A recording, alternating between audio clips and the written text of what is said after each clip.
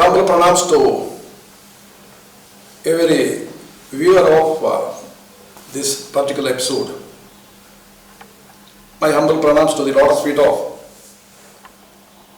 Sri Mata Amritanandamayi Devi, the embodiment of the ultimate motherhood on this very pious day of Mother's Day.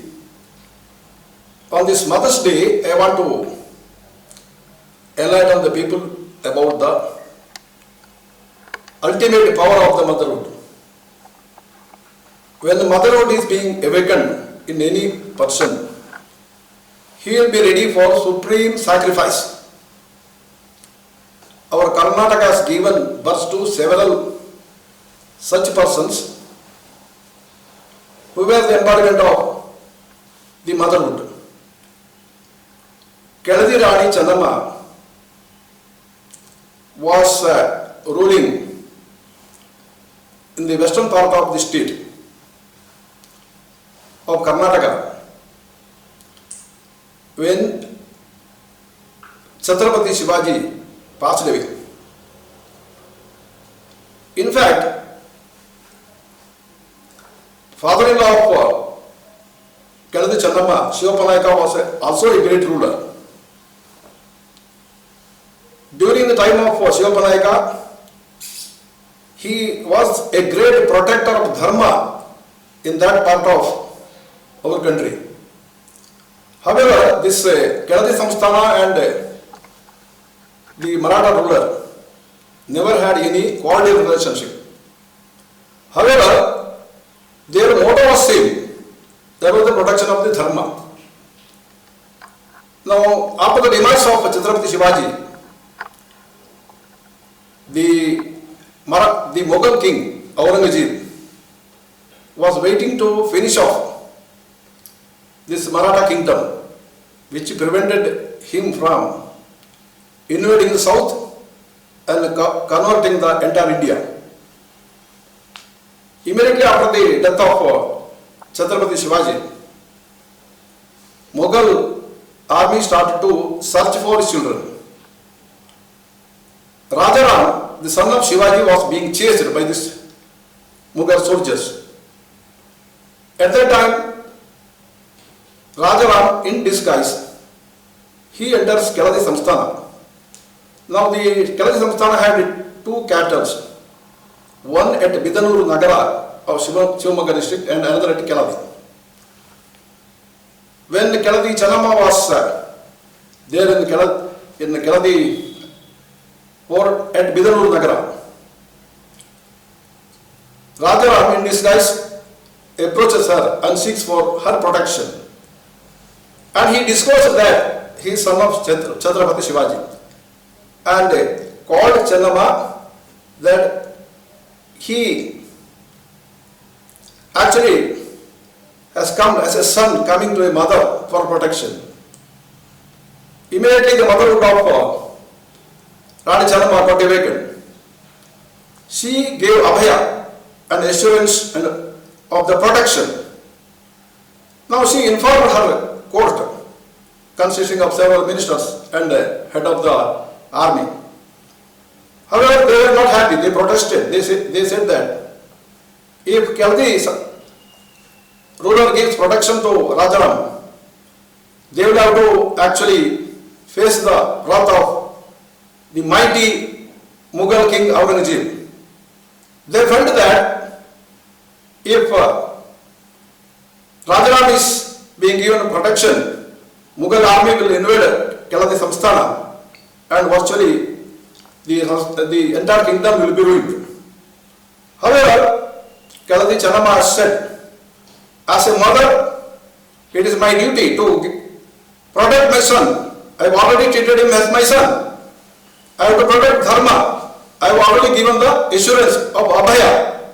So she told that if you people are interested, you can accompany me in the war that I may have to wage against the Mughal army. If you don't come, I will wage the war alone, and I am ready to sacrifice my life for sake of this dear son. So then everybody fell in line.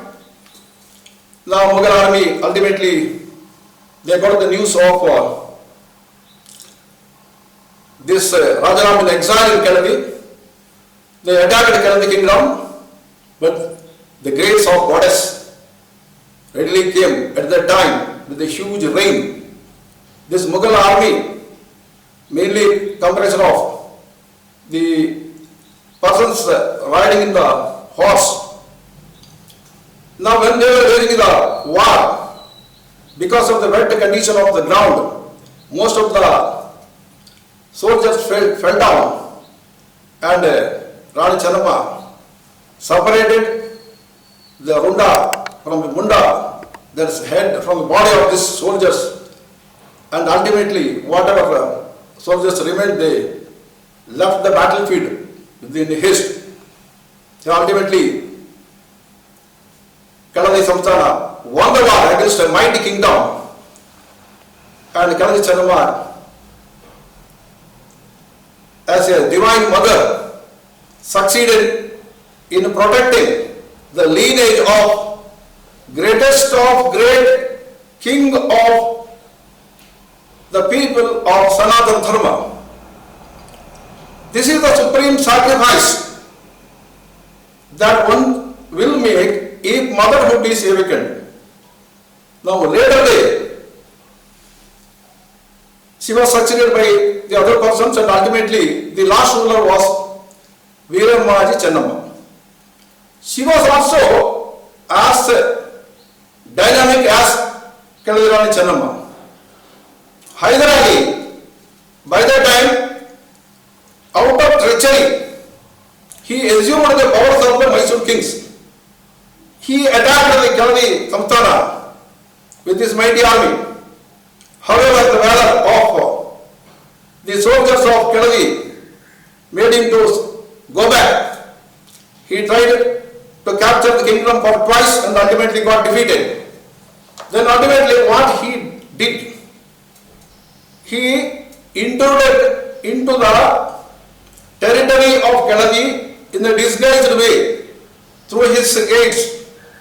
Now what we are seeing in the intrusion of the militants from Pakistan, same kind of things were being done at that time, and they set up the local people themselves against the Maharani Veeramma Channamma, and once the mindset of our people got divided, the Hyder Ali attacked the kingdom again, and he won the battlefield. He dragged Veeramma Channamma by tying a rope to her neck, and she died by consuming the Shivalingam.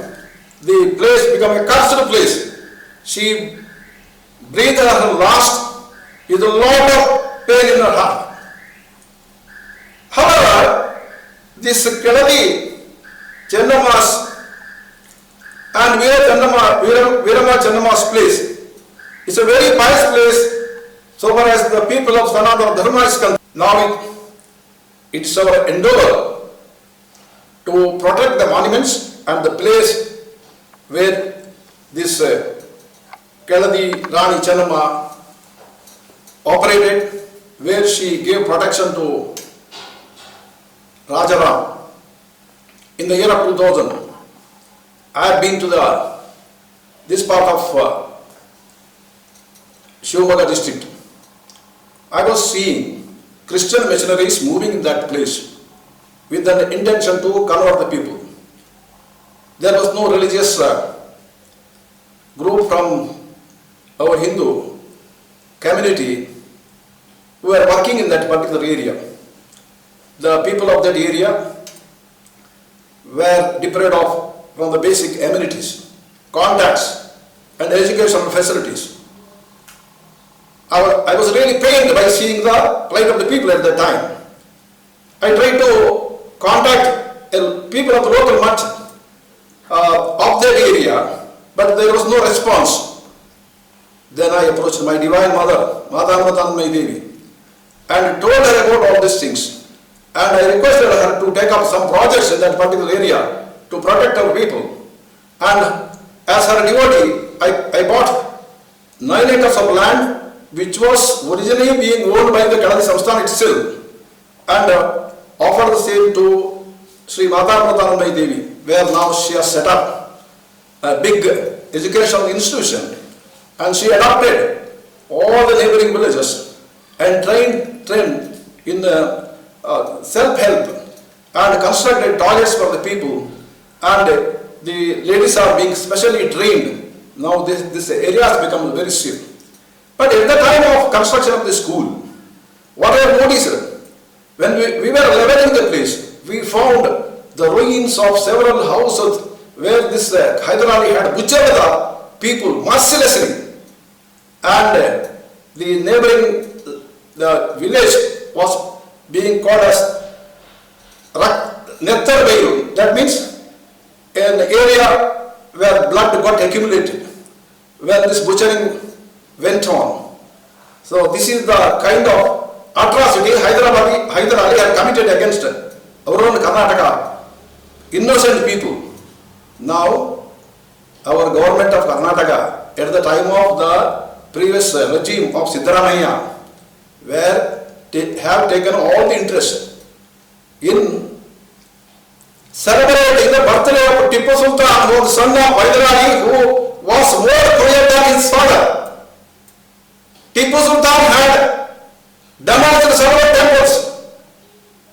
I have reconstructed as the president of a committee one of the temples that have been actually demolished by Tipu Sultan. Now whether our government had any kind of intuition so as to remember the supreme sacrifice of Keladi Chennamma at any point of time. Is it the way of honoring the motherhood? Whether our textbooks given to the children is making mention of this supreme sacrifice of Keladi Chennamma. On this auspicious Mother's Day, I salute the supreme sacrifice made by great Maharanis and their followers, including Ved Nachyar of Tamil Nadu, Jhansi Rani Lakshmibai, Keladi Chennamma, Kittur Chennamma, and our own Rani Ambaka Devi. In fact, Rani Ambaka Devi had started first freedom struggle against the Portuguese. On this day, I also salute the spiritual giants that are being produced by this country in the form of women. Right from commencing from Aditi, the divine mother, wife of Kashyap Rishi. It is the name of Kashyap Rishi that has given identity to Kashmir. Now it should have been a place of the learning. Now with the radicals being entering into that place, virtually the same is being converted into battlefield. Then I salute Divine Mother Ansuya, wife of Atri Maharshi, who out of her motherhood God converted Brahma, Vishnu, Maheshwara into small children. Then I salute Mata Sharada Devi, wife of Ramakrishna Paramahamsa, who has actually started the first sannyasi lineage by a female guru. Then ultimately I salute my divine mother, now who is emerging as a global spiritual guru with the message of love and compassion. This is my humble way of giving pranams to the motherhood, which Agastya Maharshi has declared that a Brahma Shakti.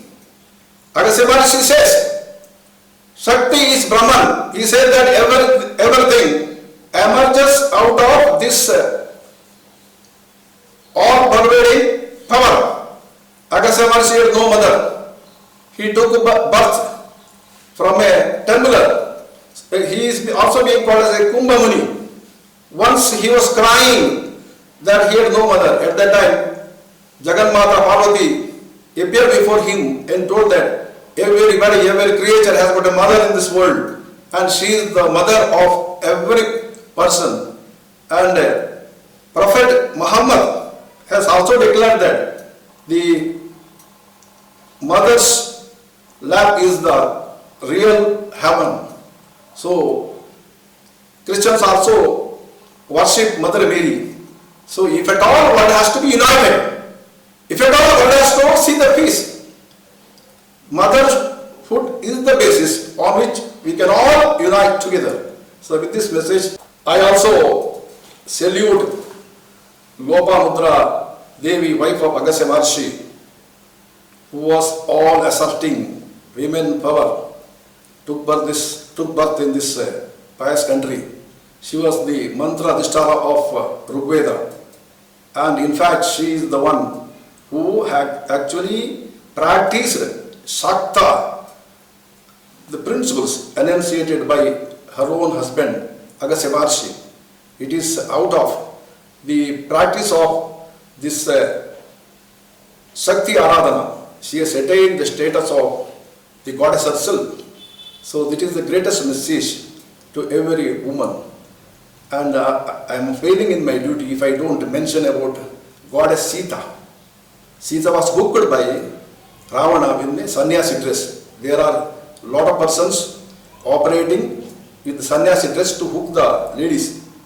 But when Sita became pregnant, without being bothered by the previous experience, she wanted to bring up her children in a true sannyasi ashram.